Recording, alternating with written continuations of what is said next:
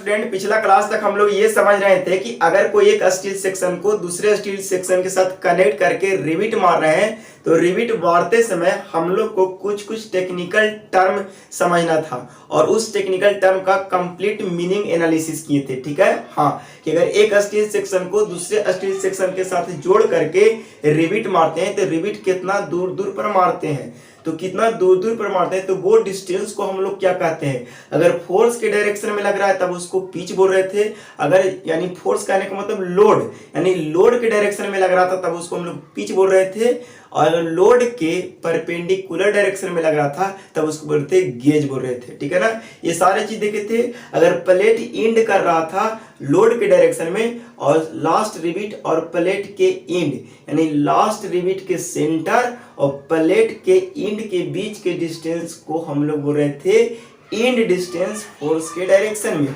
अगर last rivet और plate के किनारा से देख रहे थे यानी फोर्स के परपेंडिकुलर डायरेक्शन में तब उसको बोल रहे थे एज डिस्टेंस। तो ये सारे छोटे छोटे डिफिनेशन टेक्निकल टर्म को हम लोग समझ लिए थे। ठीक है ना, उसके बाद हम लोग देखे थे कि जब एक स्टील सेक्शन को दूसरे स्टील सेक्शन के साथ जोड़ करके रिविटिंग मार रहे थे तो रिविटिंग मारने में कभी कभी परेशानी आने लगता था, तो उस स्थिति में हम लोग क्या करते थे, टैकिंग रिविट का सहारा लेते थे। और टैकिंग रिविट का एक ही काम था कि उस मेंबर को टेम्पररी होल्ड करके रखना, पकड़ करके रखना, ताकि हमारा रिविटिंग वर्क में परेशानी ना हो।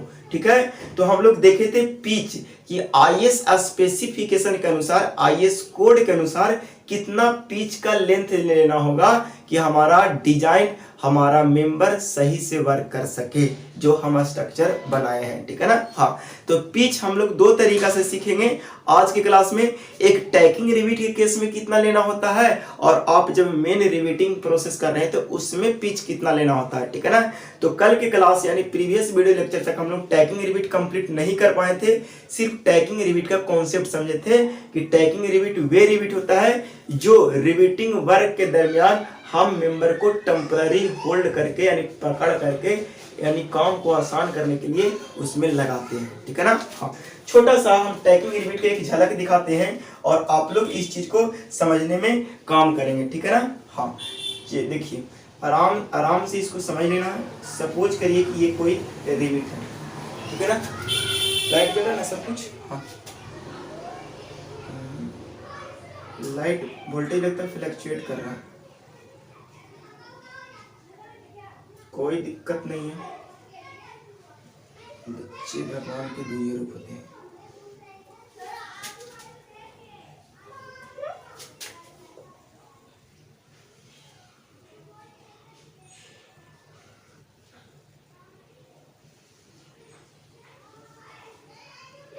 देखिए एक मेंबर यानी एक एल सेक्शन ये है और दूसरा एल सेक्शन ये है, ये दोनों एल सेक्शन को हम लोग क्या करना चाह रहे हैं, कनेक्ट करना चाह रहे हैं।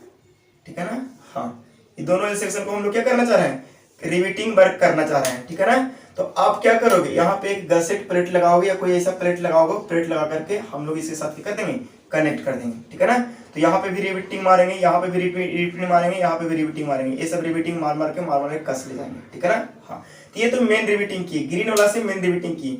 लेकिन उस जिस समय रिविटिंग कर होते हैं उस समय ये इधर उधर फैल रहा होगा। ठीक है ना, तो यहाँ पे इसको टेम्पररी होल्ड करके रखने के लिए हम लोग यहाँ पे एक रिविट मारते हैं जिसका नाम बोलते हैं टैकिंग रिविट। क्या बोलते थे, टैकिंग रिविट। ठीक है ना, तो उम्मीद है टैकिंग रिविट का फिर से एक बार कहानी क्लियर कॉन्सेप्ट हुआ होगा और टैकिंग रिविट पूरे लेंथ में लगाना होगा। तो ये टैकिंग रिविट के एक रिविट से दूसरे रिविट के सेंटर टू सेंटर डिस्टेंस को ही तो बोलते थे पिच। तो टैकिंग रिविट जब हम लगा रहे होते, इस बात को ध्यान दीजिए, जब टैकिंग रिविट लगा रहे होते तो टैकिंग रिविट के केस में हमको कितना पिच का डिस्टेंस लेना होगा आईएस स्पेसिफिकेशन के अनुसार। तो वो चीज को अभी आज हम लोग यहाँ पे सीखने की पूरा कोशिश करेंगे कि टैकिंग रिविट के केस में कितना पिच लेना होगा, कम से कम कितना पिच लेना होगा और ज्यादा से ज्यादा कितना पिच का लेंथ रखना होगा। मेन रिविटिंग प्रोसेस के दौरान कितना पिच रखना होगा, इस चीज को भी आप समझेंगे। ठीक है ना, और टैकिंग रिविट और मेन रिविट दोनों को आईएस स्पेसिफिकेशन में थोड़ा सा कंपैरिजन भी करेंगे। ठीक है ना, और ऑब्जेक्टिव स्लाइड भी लगाएंगे। खाली पेशेंसली वीडियो को समझने की कोशिश करेंगे। ठीक है, हाँ, कॉपी कलम के साथ देखेंगे। तो आप लोग देखिए टैकिंग रिवेट, ठीक है, हाँ, कह रहा है कि the tacking rivet are provided at pitch line not exceeding 32 t, यानी 32 टी और 300 mm से ज्यादा नहीं होना चाहिए। 32 टी कहने का मतलब टी क्या है यहाँ पे, टी जो है वो थिकनेस ऑफ थिनर प्लेट। और एक बात अभी नोटिस कर लीजिए कि जब कभी भी डिजाइन में कोई भी कैलकुलेशन करेंगे तो हमेशा हमेशा पतारका प्लेट से करेंगे। बड़े आराम से इस चीज को थोड़ा सा समझिए। तो अभी अगर कोई एक प्लेट है और इस प्लेट के ऊपर दूसरा प्लेट को हम जोड़ना चाह रहे हैं और रिवेटिंग वर्क करना चाह रहे हैं, तो आप क्या सोचोगे कि दोनों प्लेट का थिकनेस सेम भी हो सकता है या दोनों प्लेट का थिकनेस अलग अलग भी हो सकता है। अगर सेम होगा तो कोई एक प्लेट का थिकनेस लेकर के सारे कैलकुलेशन चेक करेंगे। अगर प्लेट का थिकनेस अलग अलग हो गया तो हमेशा हमेशा चेक करेंगे पतारका प्लेट से। एक ही बात, हमेशा चेक करना है आपको पतारका प्लेट से, यानी थिकनेस ऑफ थिनर प्लेट, ठीक है ना। इस चीज को आप समझने की पूरा कोशिश करेंगे। तो वही बात कह रहा है कि यहाँ पे अगर टैकिंग रिवेट लगा रहे हैं तो उसमें पिच कितना से ज्यादा नहीं होना चाहिए, कितना पिच लेना होगा। तो यहाँ पे देख लीजिए, अगर यहाँ पे जो प्लेट ले रहे हैं, ये जो प्लेट ले रहे हैं, बड़ा आराम से देखिए, ये जो आउटसाइड वाला जो ग्रीन कलर वाला जो प्लेट ले रहे हैं ना, उस प्लेट का अगर थिकनेस अगर आपको मान लिया जाए कि 10 mm है, कितना mm है, 10 mm है, तो यहाँ पे पिच कितना लेना होगा टैकिंग रिवेट मारने के लिए। मेन रिवेट की बात नहीं कर रहा अपन, टैकिंग रिवेट मारने के लिए कितना पिच लेना होगा। तो देखिए टैकिंग रिवेट मारने के लिए कितना पिच लेना होगा हम देख लेते हैं। अभी यहाँ पे कह रहा है कि टैकिंग रिवेट मारने के लिए 32 टी और 300 mm, ये दोनों में से जो छोटा वैल्यू आएगा ना वही आपकी पिच, उतना ही डिस्टेंस पिच लेकर के और रिवेटिंग वर्क करना। तो देख लेते हैं। तो 32 गुने 10 कर दे, टी क्या है, थिकनेस ऑफ प्लेट, चलो थिकनेस ऑफ पतारका प्लेट, ठीक है ना, और 300 mm, ये 10 mm है, 32 और टी की जगह पर लिखेंगे 10 mm और ये 300 mm है। ये दोनों में से छोटका वैल्यू कौन आएगा, ये आएगा 320 mm और यह 300 mm। तो दोनों में से छोटका वैल्यू 300 होगा, 320 mm होगा। तो सर 320 mm तो होगा ही नहीं, छोटा 300 mm छोटा है, इसीलिए इस स्थिति में हमको टैकिंग रिवेट लगाने के लिए कितना पिच रखना होगा, तो सर 300 mm रखना होगा। गलती से ऐसा ना रहे, ऐसा कह दे कि जो प्लेट का जो थिकनेस है ना वो 5 mm है, कितना mm है, 5 mm है। तो बताओ 5 mm है तो आपको यहाँ पे कितना पिच रखना होगा, तो सर 32 गुने 5 कर देंगे और 300 mm लिख देंगे, ठीक है ना। तो बताइए 32, 5 दूना 10 और 5 तिया 15, यानी 160, ठीक है ना, यानी इतना mm और 300, ये दोनों में से जो छोटका वैल्यू आएगा वही पिच लेंगे, यानी ये दोनों में से छोटका वैल्यू आपको है 160, यानी आपको जो पिच का लेंथ यहाँ पे लेना है टैकिंग रिवेट लगाने के लिए अभी 160 लेंगे। कितना लेंगे, काहे, ताकि दोनों में से जो छोटका वैल्यू आएगा। उम्मीद है आपको टैकिंग रिवेट का पिच का कॉन्सेप्ट क्लियर हो रहा है। एकदम आराम से टाइम ले के समझेंगे, कोई अकबकाना नहीं है। वीडियो का ड्यूरेशन थोड़ा लंबा होगा, आप बर्दाश्त करके समझिएगा, ठीक है। हाँ चलिए, इतना बात तो आपको बात समझ आ रहा है। अगर ऐसा रहे कि जहां पे आप रिवेटिंग वर्क कर रहे हो वहां पे मौसम के प्रभाव यानी वेदरिंग एक्शन के प्रभाव पड़ रहा है, तो उस स्थिति में आप जो टैकिंग रिवेट लोगे वो कितना लेना होगा, हर एक कंडीशन के लिए अलग अलग आपको याद रखना है। अगर आपको वेदर एक्सपोज हो रहा है यानी एक्सपोज टू वेदर हो रहा है, तो उस स्थिति में जो आपको टैकिंग रिवेट लगाने के लिए पिच जो रखना होगा वो 16 टी और 200 mm, वो दोनों में से जो छोटका वैल्यू आएगा ना वही उसका पिच का लेंथ होगा। उतना ही दूरी पर रख करके रिवेटिंग वर्क कंप्लीट करोगे, ठीक है ना। हाँ चलिए, इतना तो कहानी क्लियर हो गया। अगला कह रहा if it is tension member, अगर आप टेंशन मेंबर में रख करके आप टैकिंग रिवेट लगा रहे हो, तो टेंशन मेंबर के केस में आपकी जो टैकिंग रिवेट होना चाहिए वो 1000 mm से ज्यादा नहीं होना चाहिए, उससे आप कम दूरी पर लगा सकते हो। ये हर एक चीज के बारे में सोचिएगा, आपको ऑब्जेक्टिव कभी कभी यहाँ से देखने को मिल सकता है, ठीक है ना, सेमेस्टर एग्जाम में भी, वनडे एग्जाम में भी, ठीक है ना। हाँ, अगर आपको कंप्रेशन मेंबर में टैकिंग रिविट लगा रहे हैं तो 600 mm से ज्यादा दूरी पर नहीं लगाएंगे, उससे कम में लगा सकते हैं लेकिन 600 mm से ज्यादा दूरी पर नहीं लगा सकते हैं। ये थी कुछ टैकिंग रिविट की कहानी कि टैकिंग रिविट जब लगाएंगे तो आपको पिच का लेंथ कितना कितना रखना है, किस किस स्थिति में। फिर से एक बार, नॉर्मली 32T और 300 mm दोनों में से छोटा होगा वो ले लेना है। अगर वेदर एक्सपोज कंडीशन में आप टैकिंग रिविट लगा रहे हो तो वहां पे 16T और दूसरे में दोनों में से जो छोटा होगा वो लेना है। विच एवर इज लेस लिख दीजिए, विच एवर इज लेस, ठीक है ना। आप कॉपी लेकर के बैठोगे, ठीक है ना। हाँ, अगर आप टेंशन मेंबर में टैकिंग रिविट लगा रहे हो तो ये लिखेंगे, अगर आप कंप्रेशन मेंबर में लिख रहे हो तो 600 लिखेंगे, टेंशन मेंबर में 1000 और कंप्रेशन मेंबर में कितना लिखेंगे 600, ठीक है ना। तो यहां से आपको टैकिंग रिविट की कहानी कंप्लीट हुई कि टैकिंग रिविट लगाते समय पिच को कितना रखना है। पिच कहने का मतलब रिविट को फोर्स के अलावा में कितना दूर दूर पर लगाना है, मारना है, ठोकना है, ठीक है। चलिए, इतना कहानी कंप्लीट। ब्राइटनेस ज्यादा है क्या? नहीं, ठीक तो ब्राइटनेस। चलो चलिए, यहां तक आपको कंप्लीट हुआ। ये था टैकिंग रिविट की कहानी। अब थोड़ा सा कहते हैं मेन रिविट की कहानी, दम अकबकाना नहीं है, ठीक है ना। पिच, मेन रिविट जब लगा रहे होते तो मिनिमम पिच कितना रखना होता है, ठीक है ना। इसको अगर आप कॉपी कर लिए होंगे तो हम इसको इरेज करने की कोशिश करते हैं, ठीक है ना। यार इरेजर किधर है?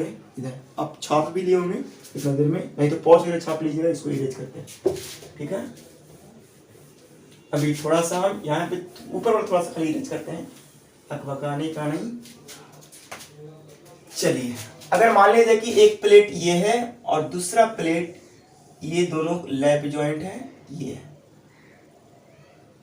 तो यहां पे आपने रिवेटिंग वर्क किया। आपने क्या किया? वो रिवेटिंग वर्क किया, ये रिवेटिंग वर्क।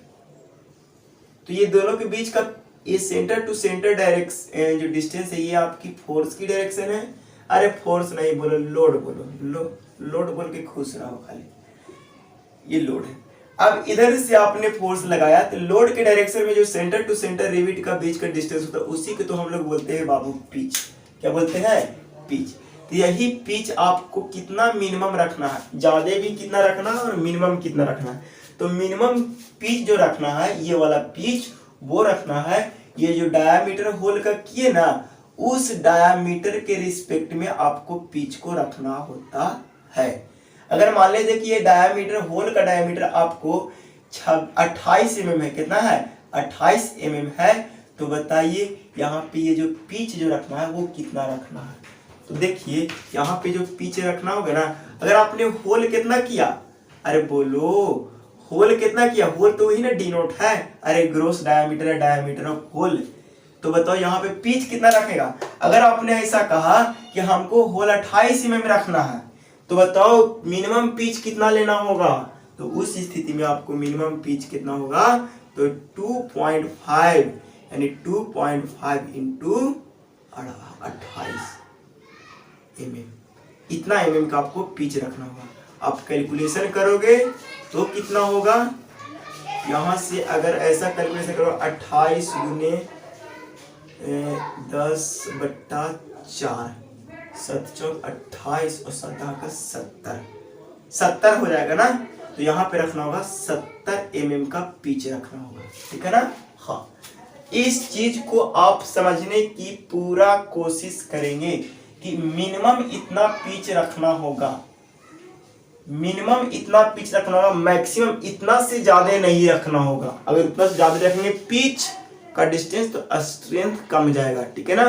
तो दोनों बात को ध्यान देना है कि मिनिमम पिच कितना रखना है और मैक्सिमम पिच कितना रखना है, ठीक है ना। हाँ, तो मेन रिवेटिंग के केस में मिनिमम पिच जो रखना है वो 2.5 into D not. D not क्या है? डायमीटर ऑफ होल भी बोल सकते हैं, ग्रोस डायमीटर ऑफ रिविट भी बोल सकते हैं, या इफेक्टिव डायमीटर ऑफ होल भी बोल सकते हैं।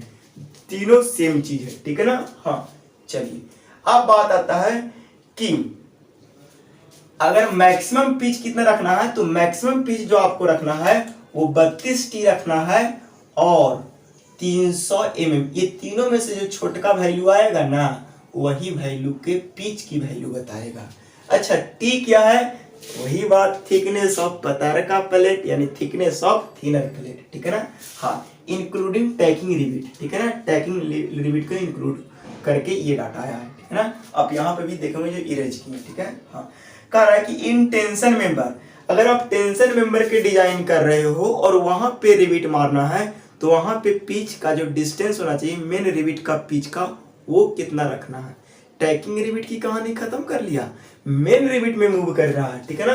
हाँ, अगर आप टेंशन मेंबर के डिजाइन कर रहे हो तो उस स्थिति में जो आपको टैकिंग रिविट लगाना है वो 16T और 300 mm, ये दोनों में से जो छोटका वैल्यू होगा ना वही आपके हो जाएगा tacking rivet, sorry main rivet का पिच का लेंथ।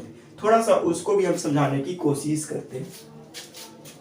इधर इधर इधर इसको कर देते हैं इरेज, क्या करते हैं बुआ, इरेज।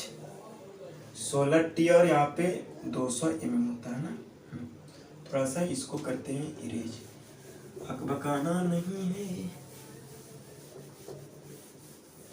चलिए अब बताइए, अगर आप टेंशन मेंबर के डिजाइन कर रहे हो, रिविट लगाना है तो वहां पे कितना पिच रखना है, ठीक है ना। सपोज करिए कि टेंशन मेंबर के अपन डिजाइन कर रहा है और यहाँ पे ये सपोज करिए कैसा मेंबर है, टेंशन मेंबर है, टेंशन मेंबर है, यहाँ पे मेन रिविटिंग वर्क करना है तो यहाँ पे लेना है 16T और 200 mm।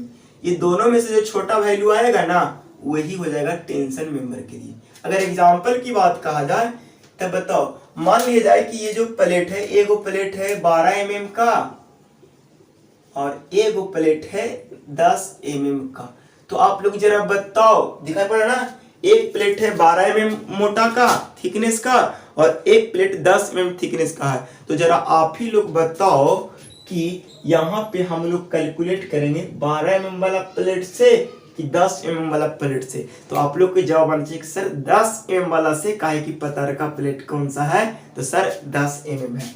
तो बड़ा आसानी से यहाँ पे समझेंगे कि सर पतारका प्लेट 16 गुने 10 कर देंगे और 200 mm, ये जो दोनों में से छोटा होगा ना वही वाला वैल्यू आपको पिच का आएगा। तो बताओ पिच का वैल्यू कौन सा आएगा, तो सर हंसते हंसते जवाब देंगे सर पिच हमको 160 रखना है, 200 mm 160 से छोटा है। समझ आया कि नहीं आया, ठीक है ना। हाँ, ये तो खैर टेंशन मेंबर का था। अगर बात कर दिया इसी हल्के अंदाज में कंप्रेसर मेंबर की भी बता दो, इसी प्लेट के लिए अगर मान लीजिए कंप्रेसर मेंबर के लिए डिजाइन करना है तो चलो कंप्रेसर मेंबर के लिए क्या होता है 12T और 200 mm, ये दोनों में से जो छोटका होगा ना वही वाला वैल्यू इसका हो जाएगा। तो 1200 गुने T किस पर, T मतलब पतारका प्लेट, हमेशा थिकनेस मतलब कौन सा, पतारका प्लेट, तो 10 mm और 200 mm, ये दोनों में से छोटा वाला वैल्यू हो जाएगा 12×120 और ये हो जाएगा 200 mm। ये दोनों में से जो छोटका होगा वही आपकी हो जाएगा पिच का लेंथ, यानी पिच उतना रखना है। अब उम्मीद है कि आप यहाँ पे टेंशन मेंबर के लिए भी समझ पा रहे हो, कंप्रेशन मेंबर के लिए भी समझ पा रहे होंगे। हालांकि इतना कैलकुलेशन करके आपके एग्जाम सेमेस्टर में तो नहीं पूछेगा, लेकिन वनडे एग्जाम जब देने जाओगे तो वहां पे यहाँ से क्वेश्चन देखने को मिल सकता है, ठीक है। हाँ चलिए, ये तो बात हो गया कंप्रेशन, यहाँ पे बड़े आसानी से यहाँ पे लिखा गया है इन टेंशन मेंबर 16T और 200 mm whichever is less. Tension member case में 16T और 200 mm दोनों में से छोटका होगा वही पिच की लेंथ होगा। कंप्रेशन मेंबर में 12T और 200 mm दोनों में से छोटा वैल्यू होगा वही होगा पिच का लेंथ। एज डिस्टेंस क्या होता है, अब यहाँ पे तीनों को इरेज करते हैं और हम चीजों को समझते हैं। एक बार दोनों में हम क्या करते हैं, कंपेरिजन करते हैं। अगर आप टैकिंग रिविट लगा रहे होते, अगर आप क्या लगा रहे होते, टैकिंग रिविट लगा रहे होते, तो टेंशन मेंबर के केस में 1000 mm से ज्यादा नहीं होना चाहिए। लेकिन जब मेन रिविट लगा रहे होते तो टेंशन मेंबर में 16T और 200 mm से ज्यादा नहीं होना चाहिए। अगर आप यहाँ कंप्रेशन मेंबर में 600 mm से ज्यादा नहीं होना चाहिए टैकिंग रिविट में, मेन रिविट में क्या है कि 12T और 200 mm से छोटा नहीं होना चाहिए, ठीक है ना। व्हिचएवर इज लेस, दोनों में से जो छोटा वैल्यू होगा वही वाला हमको टिक करना। चलिए, ये आपकी कंपैरिजन से होल समरी पता चला होगा। अब इस चीज को हम इरेज करके और कुछ एज डिस्टेंस के बारे में समझने की पूरा कोशिश करते हैं। देखिए एकदम आराम आराम से इस कॉन्सेप्ट को बिल्ड कर लेना, थोड़ा उबाऊ है, मजा आएगा जब आप इस चीज को समझने की कोशिश करोगे। टाइम देंगे लिखने के लिए, आप टेंशन नहीं लीजिएगा। एमीटर किया ई मिनिमम था और ई मैक्सिमम था, ठीक है ना। मिटाने से क्या होगा,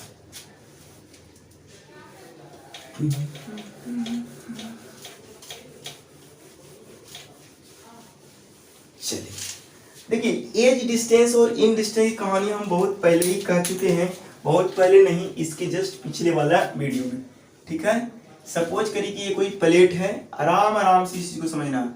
ये कोई प्लेट का ये फोर्स लग रहा है और यहाँ पे आपने क्या किया है, रिवेटिंग वर्क किया, ठीक है ना। रिवेटिंग वर्क हमने काला से हम करते हैं ताकि ज़्यादा समझ आएगा। एक रिवेट ये और एक रिवेट ये और एक रिवेट ये और एक रिवेट ये, बट आसानी से इस चीज़ को समझ पा रहे होंगे। तो आप यही बोल रहे होंगे कि सर यहाँ से यहाँ तक के डिस्टेंस को आप बोले थे इंड डिस्टेंस, इंड डिस्टेंस, और यहाँ से यहाँ तक के डिस्टेंस को सर आप बोले थे एज डिस्टेंस। आप लोग को अगर थोड़ा बहुत समझ आ रहा होगा, पिछला वीडियो देख कर अगर ये वीडियो देख रहे होंगे तो इतना बात समझ आ रहा होगा।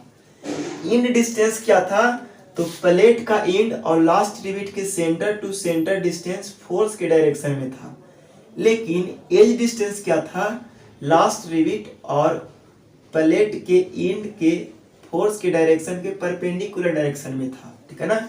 लेकिन दोनों ही वैल्यू कैलकुलेशन के लिए सेम लेकर चलते हैं, दोनों ही वैल्यू कैलकुलेशन के लिए क्या लेकर चलते हैं बाबू, सेम लेकर चलते हैं।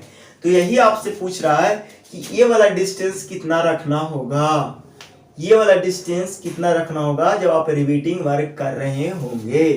तो कम से कम कितना डिस्टेंस रखना होगा और ज्यादा से ज्यादा कितना डिस्टेंस रखना होगा। कम से कम इस बात के लिए सोचेंगे कि उतना रखना ही होगा, एनी हाउ सेफ रखना बहुत जरूरी है। तो मिनिमम कितना में सेफ होगा और मैक्सिमम कितना में इकोनॉमिकल होगा, इस बात को भी सोचना है। चलिए इस चीज को आप समझ रहा है। तो ये जो एज डिस्टेंस जो रखना है ना, वो होल पर डिपेंड करेगा। किस पर डिपेंड करेगा, होल पर डिपेंड करेगा। कि अगर ये होल, सपोज करिए कि यहाँ पे अगर आपको होल करने की रिक्वायरमेंट हुई 26 mm, 26 नहीं बोल दीजिए 30 mm, 30 mm का होल करना है। कितने mm का होल करना है बाबू, 30 mm का होल करना है।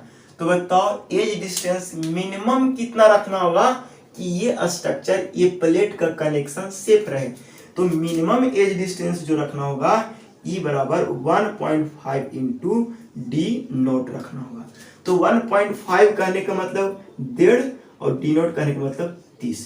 तो 30 1.5 कितना हो जाएगा 45, यानी 45 mm मिनिमम डिस्टेंस रखना होगा। किसके लिए, तो सर ये होल अगर आपने 30 mm का होल करना चाहते हैं तो उसके लिए 45 mm मिनिमम एज डिस्टेंस छोड़ करके ही आपको होल करना होगा। तो वही बात यहाँ पे लिखा गया है, ठीक है ना। तो मिनिमम एज डिस्टेंस कितना रखना होगा, तो 1.5 इंटू डी नोट, यानी ग्रॉस डायमीटर ऑफ रिवेट। चलिए इतना कहानी आप लोग को भी समझ आ रहा होगा। मैक्सिमम कितना रखना होगा, देखिए मैक्सिमम से आपको ज्यादा कैलकुलेशन कभी नहीं पूछेगा, लेकिन कंपटीशन में कभी कभी यहाँ से ऑब्जेक्टिव देखने को मिल सकता है। तो मैक्सिमम याद रखिएगा 12t इंटू एप्सिलॉन। एप्सिलॉन क्या होता है, तो एप्सिलॉन बराबर होता है √250 बटा FY।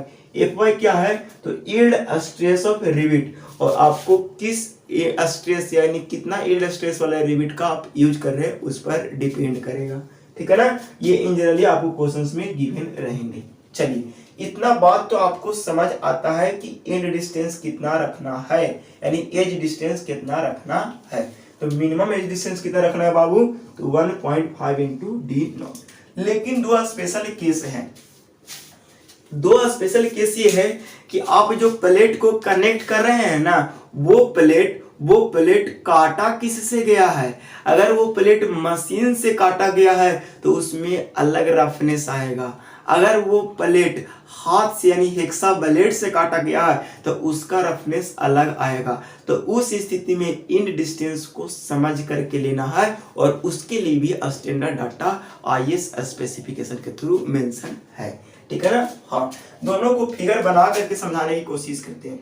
सपोज करिए कि कोई एक प्लेट ये है और एक प्लेट ये है, एक प्लेट ये है, ठीक है ना। और इस प्लेट को जो काटा गया है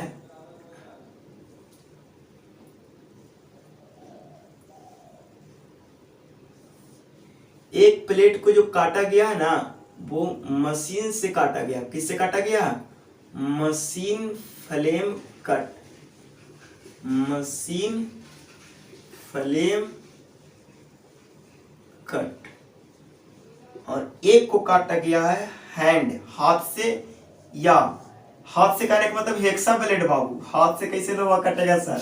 हेक्सा ब्लेड सर, आप भी है ना, हेक्सा ब्लेड फ्लेम कट, ठीक है ना। इस चीज को समझिएगा। तो इस चीज को आप समझिए कि अगर आप मशीन से काटे हैं तो आपकी फिनिशिंग बहुत बढ़िया होगा, और फिनिशिंग बढ़िया होगा तो आपके यहाँ पे ये जो मार्जिन है वो पूरी तरह से एकदम शार्प दिखेगा। तो इस स्थिति में जो आपको इंड डिस्टेंस, अगर प्लेट से प्लेट कनेक्ट करना है ना, तो इंड डिस्टेंस जो रखना है, इंड डिस्टेंस जो रखना है वो 1.5 इंटू डी नॉट रखना है, 1.5 इंटू डी नॉट रखना। मशीन से कट में जो मिनिमम इंड डिस्टेंस रखना है वो रखना है 1.5 इंटू डी नॉट। अगर आपने हाथ से काटे हैं यानी हेक्सा ब्लेड से काटे हैं तो रफनेस ज्यादा होगा। क्या होगा? रफनेस ज्यादा होगा, यानी यहाँ पे ये थोड़ा बहुत इरेगुलरिटी ऐसे ऐसे रहते रहेगा। तो इस स्थिति में जो हमको यहाँ पे जो मार्जिन लेना है वो थोड़ा सा बढ़ा करके लेना है, यानी 1.7 इंटू डी नॉट लेना है, यानी ई मिनिमम। देखिए दोनों ही स्थिति को समझने की कोशिश कीजिएगा। अगर आप हाथ से काटे हैं तो मिनिमम एज डिस्टेंस जो लेना है 1.7 इंटू डी नॉट, अगर आप मशीन से काटे हैं तो 1.5 इंटू डी नॉट। इस चीज को आप समझने की पूरा कोशिश करोगे और यही चीज लिखा गया है। In case of machine flame cut E minimum जो आप लोग को लेना है वो कितना लेना है बाबू? अरे बोलो 1.5 into D not. In case of hand या हेक्सा ब्लेड फ्लेम कट है तो उसमें मिनिमम लेना है 1.7 इंटू डी नॉट। चलिए यहां तक आपको क्रिस्टल क्लियर हो गया होगा। एक चीज और हम यहां से समझाने की कोशिश करेंगे, इसको अगर आप चाहो तो कॉपी करो। और अब हम लोग थोड़ा सा और मूव करते हैं और इस लेक्चर को यहीं तक कंप्लीट करेंगे, ठीक है। हाँ, कॉपी कर लेते लो, इसको इरेज कर देते हैं।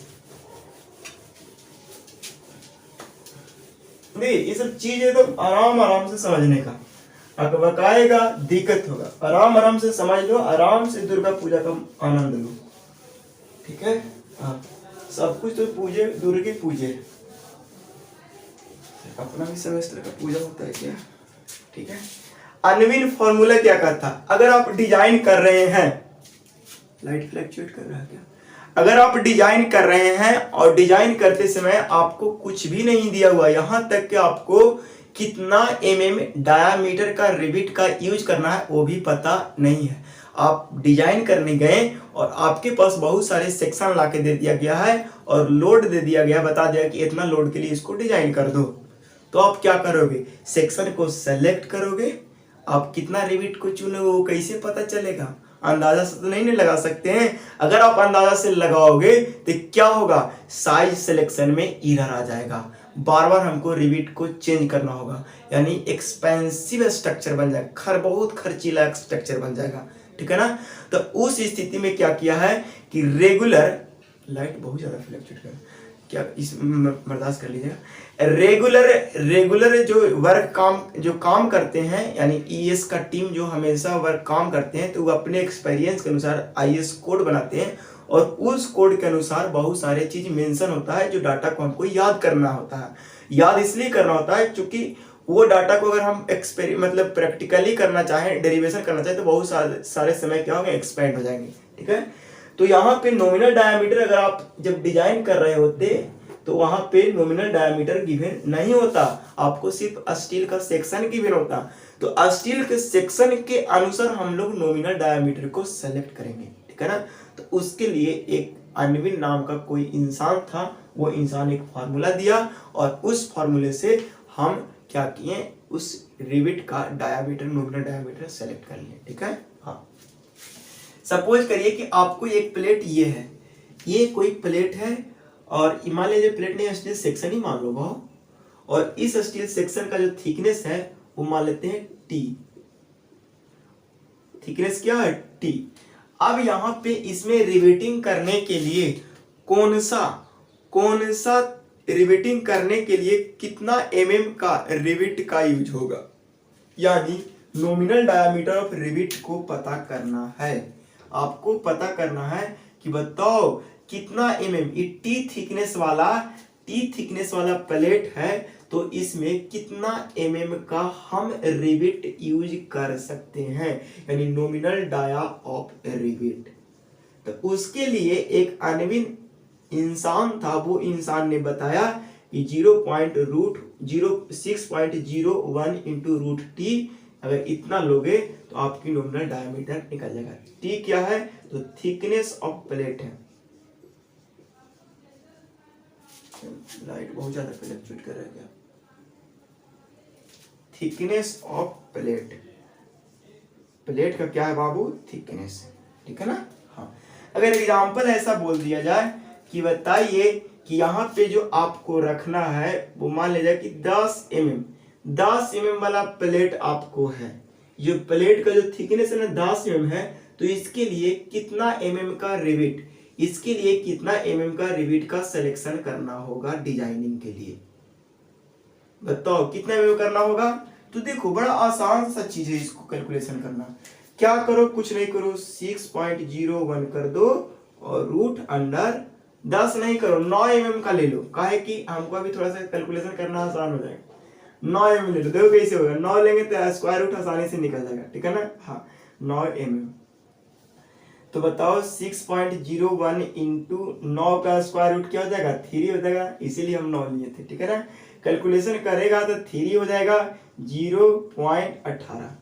अब बाजार में जाओगे 18.0 mm का आप नॉमिनल डायमीटर का रिविट खोजने, बाजार में 18.03 mm का रिविट मिलेगा ही नहीं, इस साइज का अवेलेबल होता ही नहीं।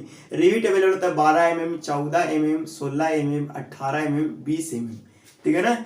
तो क्या करोगे उस स्थिति में, आपको 18 mm से तो कम लेना नहीं है, तो उस स्थिति में आप क्या करोगे, तो 20 mm वाला रिविट बाजार से खरीद के लाओगे और यहाँ पे रिविटिंग वर्क में यूज करोगे, ठीक है ना। तो यहाँ पे आप ध्यान दे लोगे कि 20 mm के यहाँ पे रिविट का यूज करोगे। आप कितना mm करोगे, 20 mm का। तो इस चीज को भी आप ध्यान में रखना चाहोगे, ठीक है ना। हाँ, देखिए लेकिन कभी कभी अनविन फार्मूला को कभी कभी कोई बुक में ये नहीं देगा। आप जब नेट पर सर्च मारोगे तो इसी चीज को आपको देगा 6.04 इंटू रूट टी, ठीक है ना। कभी कभी डायरेक्ट कैलकुलेशन के लिए आपको आसान बनाने के लिए 6 इंटू रूट टी देता। तो ये सारा ही सही है, ऐसा इसलिए हम बोल रहे हैं काहे कि ये जो वैल्यू दे रहा है वो मोटा मोटी वैल्यू दे रहा है, यानी एस्टिमेटेड वैल्यू बता रहा है, ठीक है ना। तो उस स्थिति में हम लोग क्या करेंगे कि यहाँ पे कोई एक वैल्यू कोई एक फॉर्मूले से रख करके सोल्व आउट कर लेंगे। आपकी एक स्टैंडर्ड फार्मूला समझो तो यही है, और कैलकुलेशन आसान होने के लिए आपके फार्मूला हो जाएगा 6√3। दोनों ही से आप कैलकुलेशन कर सकते हो, ठीक है ना। हाँ, बड़े आसानी से आप अनविन फार्मूला समझ गए। अनविन फार्मूला का फायदे क्या है आपके लिए, तो जब आपकी nominal diameter of rivet given नहीं है तो उस स्थिति में आप नॉमिनल डायमीटर ऑफ रिविट को क्या करोगे, कैलकुलेट करोगे। अब हम लोग क्या करेंगे, वीडियो तो लंबा हो रहा है, ज्यादा तो लंबा कर नहीं सकते हैं, ठीक है ना। तो अब क्या करेंगे, इसके जस्ट अगले वाला वीडियो में आप लोग को ये देखने को मिलेगा कि जब रिविट कर रहे होते तो कितने टाइप से रिविट को अरेंज कर करके रिविट मारेंगे प्लेट में, ठीक है। तो आज क्लास इतना ही में रहने देते हैं और अगले क्लास में हम लोग कंटिन्यू करेंगे। और ये क्लास और इसके जस्ट एक पहले वाला क्लास, ये दोनों क्लास को आप बहुत ढंग से एनालिसिस करोगे, ठीक। हाँ,